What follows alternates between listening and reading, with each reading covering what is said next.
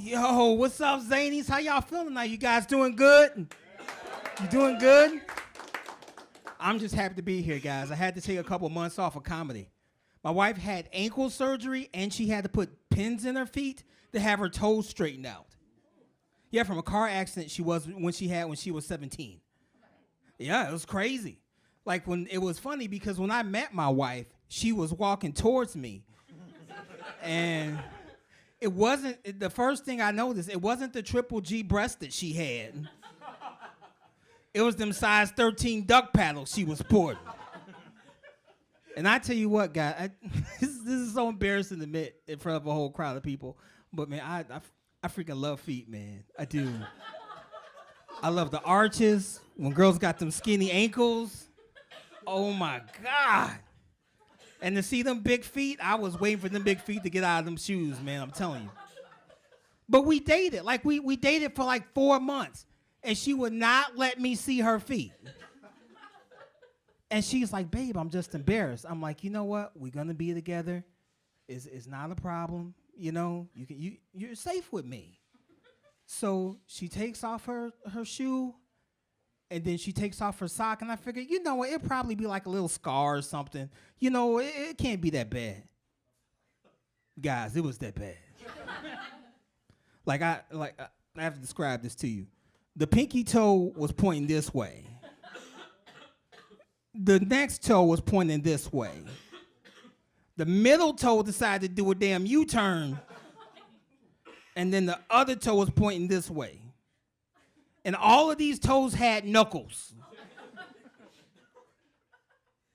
And I was like, I ain't never seen no mess like this in my life. Like, it was weird because my wife has never been to jail before, but them toes was throwing up gang signs. Yeah, I swear, them toes was some GDs, guys. I'm telling you, them toes was GDs. Yeah, man, like I said, I've been married. I've been married for 20 years this year. Yeah. Yeah, man, I ain't trying to be like my divorce friends, man. They having it out here rough. I went ahead, my one guy, he just got divorced. He's like, man, dating's different now, man. It's different. Like, you got to date online, man. You got to show them the tool nowadays. And I'm like, hold on, show them the tool? And he goes, yeah, the tool. Like, hold on, you showing your penis to these women, man? And he's like, yeah, man, but you can't just do it like that, man. First of all, you got to plate the dick properly. I'm like, hold on, like a piece of tiramisu? Like, what are we doing here? He goes, no, man, you got to put it on scale, man. You got to make sure it's properly lubricated, man. You got to have it looking good out here. And I was like, look, I can't be single now, because first of all, guys, I have an Android phone. And I got dry skin. Y'all gonna have my shit looking like a half-smoked cigar out here. What are we doing? But like I said, man, I've been married for 20 years, and that's a lot of changes between two people. So we're going through some problems. And so we had to go do marriage counseling. So we go to marriage counseling, and first thing I knew there was a problem because our counselor was this short and he had a little ponytail. And he smelled like patchouli. I'm like, oh man, it's gonna be a problem. So we go ahead and we sit down, and he's like, okay, guys, my name's Todd. This is the trust tree. You know, you can say anything you want, and you're in a room full of concern. I care about you guys. So I'm like, okay, well, that's cool. So my wife started talking about her issues with me. And he's like, yeah, no. Sarah, I completely understand. Yes. No, you need to be validated. Yeah, that's definitely right. No, I get it. And then I start saying what I need to say, what my problems are with the marriage. And he's like, yeah. That's right. My third wife used to do that same bullshit.